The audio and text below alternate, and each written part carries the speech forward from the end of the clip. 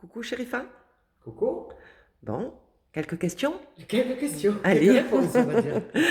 Bon, ça fait moins de plus de mois qu'on est confinés. Notre président nous a dit il y a quelques jours qu'il y aurait une éventuelle date de déconfinement le 11 mai. Qu'en penses-tu? Et je pense que nous allons essayer doucement de rentrer dans un nouveau mode de vie, qu'on n'est pas prêt. Je pense que la majorité des personnes ne sont pas prêtes. Effectivement, on a une vie d'extérieur, donc il y aura un petit peu, on va enfreindre un petit peu les règles, ça c'est un peu dommage, donc il faut quand même rester très très très vigilant, et surtout avec le masque. Mais ça va être compliqué. On n'est pas déconfiné. On va être partiellement déconfiné. On va retourner au travail. On va redonner un coup de main à l'économie pendant quelques temps, puisqu'à mon avis, il y aura une deuxième vague et on va rentrer de nouveau. Ou plusieurs vagues même. Je ne pense pas qu'on s'arrête à deux. D'accord. Oui. Et tu peux nous parler de l'évolution du virus? Mais l'évolution du virus, ben, il est là. Il va rester avec nous.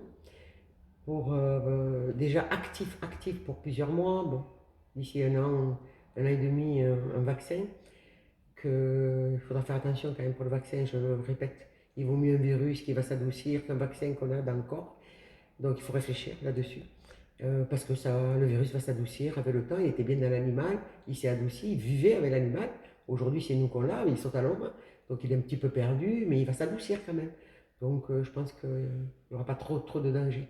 À mon avis, il n'y en a déjà pas trop maintenant, même malheureusement, il y a quand même des morts. Mais il y en aura encore moins avec le temps. Ok, Donc plus de peur, surtout plus de peur. d'accord. Est-ce qu'il va y avoir une prise de conscience de l'être humain sur notre planète? Oui, pour certaines personnes, oui. Bon, on est confiné depuis un mois, on a pris du temps. C'est vrai qu'on regarde par la fenêtre, on se dit, oh, si on pouvait être libre. Donc on va un peu plus respecter la planète, on va respecter, puis il y a de belles choses qui se passent. Déjà à Paris, quand même beaucoup moins de pollution, dans les grandes villes du monde, Venise, l'eau, les poissons, et partout dans le monde. Donc c'est vrai que la planète respire. Et je veux dire qu'on a fait beaucoup de mal à la planète, mais je suis sûre que la nature, elle nous aime et qu'elle va nous aider à sortir de cette période, ce chapitre le plus difficile de la destinée de chacun. Et comment pourrait-on agir, nous, en tant qu'individus? Mais déjà, il faut se reconnecter à soi-même. Il faut essayer de prendre conscience de ce qu'on a besoin, de ce qu'on veut, de ce qui peut nous rendre heureux. Parce que finalement, on était tellement pris dans une vie où on essayait de vivre à travers beaucoup de choses, mais pas forcément en prenant le temps pour soi. Il y a ce côté de la reprise du travail, là, après un mois et demi ou deux, puisque c'est le 11 mai, beaucoup de personnes ont quand même réfléchi. Et je pense qu'il va y avoir beaucoup de travail, une envie de faire des formations, d'aller vers quelque chose de nouveau, parce que franchement, ça fait du bien à tout le monde. Donc il y a quand même eu beaucoup de côtés positifs sur le confinement, ne serait-ce qu'avec la famille, les personnes proches, les gens, le téléphone qui a beaucoup fonctionné et prendre des nouvelles de chacun. Tu as peut-être un conseil à nous donner? Je vois des fleurs vertes, des masques verts sur ton bureau. Tu m'expliques? Alors, vert, parce que je dis que 2020, c'est une année verte, parce que finalement, la nature elle respire. On a donné la possibilité à la planète de retrouver un nouveau souffle. Et il faut dire aussi que on va être masqué, donc on va avoir le visage couvert et les personnes avec les hautes vibrations, on le voit réellement avec le sourire, leur bien-être, leur façon d'être, et on va être quand même être couvert comme ça. Et ça montre, ça amène peut-être le côté éveillé des personnes, et puis les personnes qui s'intéressent un peu plus à la planète. Alors je l'ai appelé la résistance de l'univers, uni, prétiré, vert, VERS. Voilà. Et donc on pourra reconnaître les personnes qui vont pouvoir bouger, faire des choses pour la planète, pour la nature.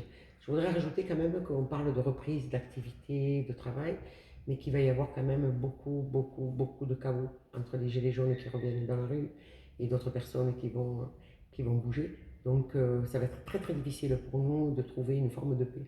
Alors il faudrait relier nos cœurs à notre âme pour essayer d'être dans la bienveillance, d'apporter, de ne pas trop regarder ce qui se passe, essayer de continuer à vivre, Pas comme si rien n'avait existé, parce qu'il y a quand même une maladie, mais différemment. Essayer vraiment différemment.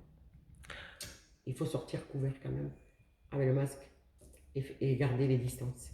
Parce que beaucoup de personnes sortent un peu plus là, et essayent, ou elles oublient que la maladie existe, mais il y a quand même toujours la contamination. Donc il faut vraiment être prudent. Mais profiter de la vie. Parce que finalement, on a tous vécu des choses, où on vit des choses, où on ne se sent pas dans cette vie. Mais c'est le moment, puisqu'on a encore plusieurs mois, voire un an et demi, où on va être confiné, déconfiné, pour penser à soi et puis faire des choses, des plus belles choses. Et, euh, et être dans sa propre mission de vie, ce qu'on ne faisait plus. Donc un petit slogan. Je voudrais remercier par contre une amie qui m'a fait le masque. Vous aussi, vous trouverez peut-être quelqu'un qui m'a fait le masque en tissu.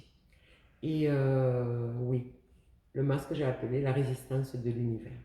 Parce qu'on est des résistants et on va se battre pour notre planète et pour la vie. Ok. Merci. Merci.